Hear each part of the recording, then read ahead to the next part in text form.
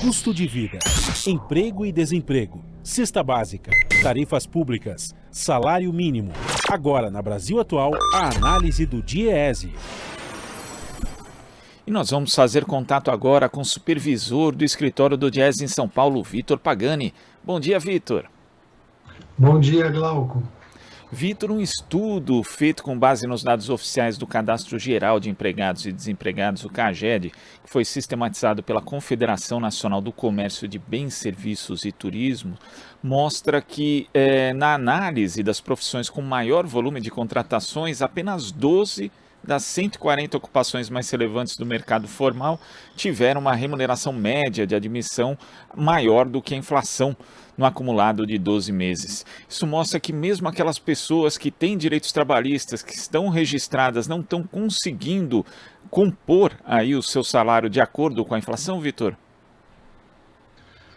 Exato, Glauco. Mostra que essa retomada da atividade, como ela se dá num ritmo muito lento e num contexto de desemprego bastante elevado, né, mais de quase 11 milhões de trabalhadores e trabalhadoras desempregados, e com uma inflação alta, né, já estamos há mais de 10 meses com a inflação em 2 dígitos, acima de 10%, essa retomada não tem sido suficiente para que o trabalhador que está sendo contratado, né, não tenha perda do seu rendimento, da sua remuneração, do seu salário de contratação.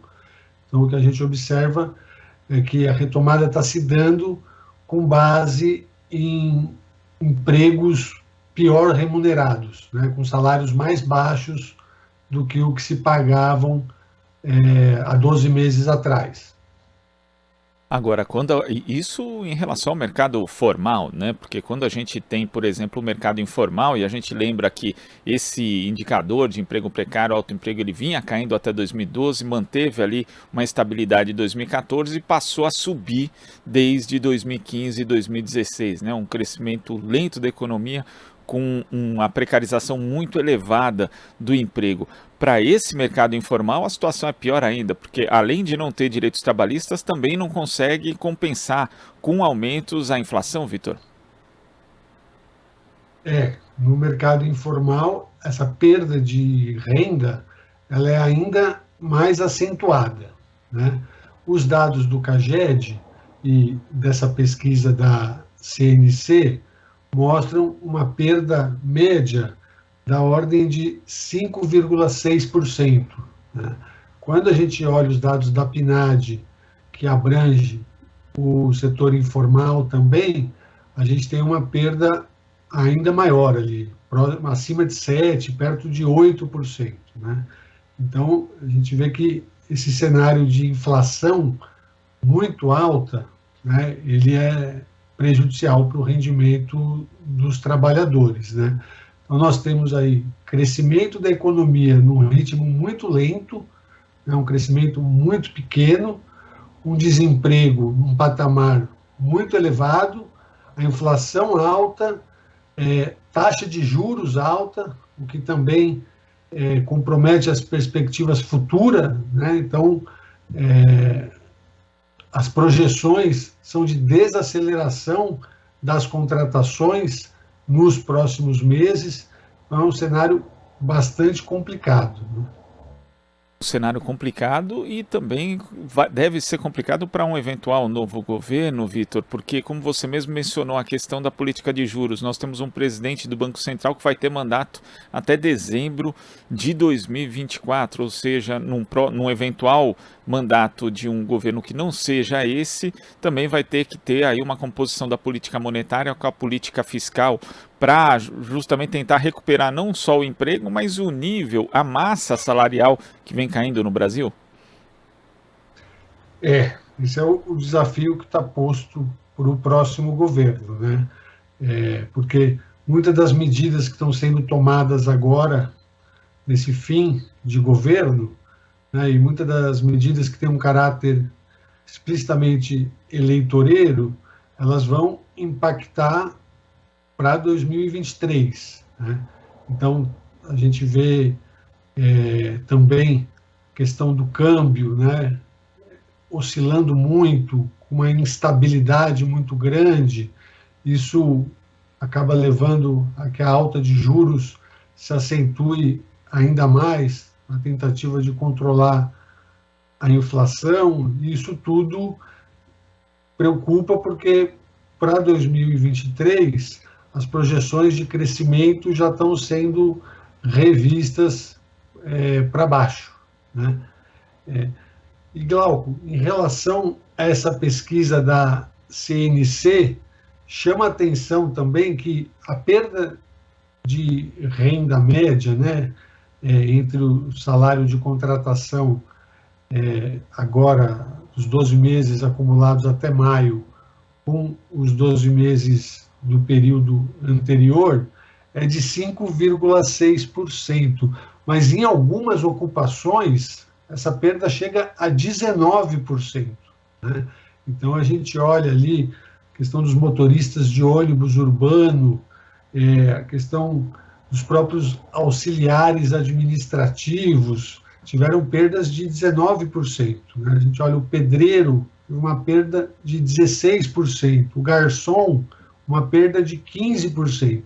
Então, a gente observa também que há uma acentuação da desigualdade, né, em relação a algumas ocupações que tiveram perdas acima da média, né, perdas maiores do que as demais.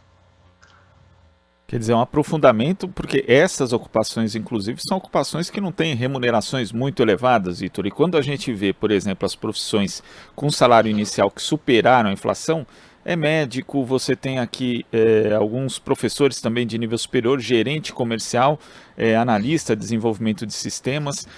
Na verdade, quando a gente vê algumas dessas profissões que conseguiram reajuste acima da inflação e aquelas que tiveram mais perdas, como a que você citou, de fato vai abrindo aí uma desigualdade ainda maior dentro do mercado de trabalho, que é muito desigual, não só em termos de salário, mas também em termos de direitos, né? Que essa pesquisa não detecta, mas a gente sabe que a informalidade também está crescendo bastante, Vitor.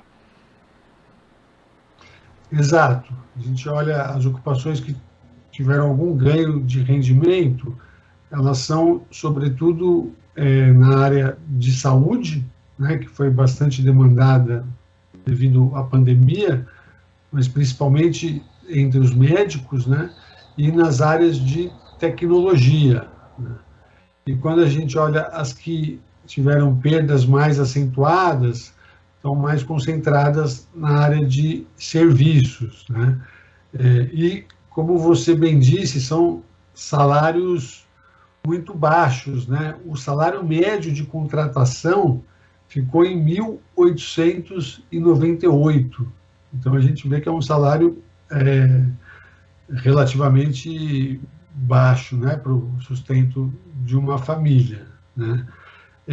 Um outro dado, Glauco, que também reforça essa perda de remuneração é o do resultado das negociações coletivas, né, das convenções e dos acordos coletivos negociados pelos sindicatos. Né. Nós fazemos esse acompanhamento regular no DIEESE, acho que já falamos aqui, né, do último estudo que foi publicado, mas a gente observa que apenas 16% das categorias obteve algum tipo de aumento real, né? Então, isso também faz com que haja uma queda do rendimento dos trabalhadores, né, na medida em que 41% repôs a inflação e o restante teve reajustes abaixo do INPC, abaixo da inflação. Vitor, muito obrigado pela sua participação aqui no Jornal Brasil Atual de hoje. Até a próxima. Obrigado, Glauco. Até a próxima. Conversamos aqui com o supervisor do escritório do DIEESE em São Paulo, Vitor Pagani.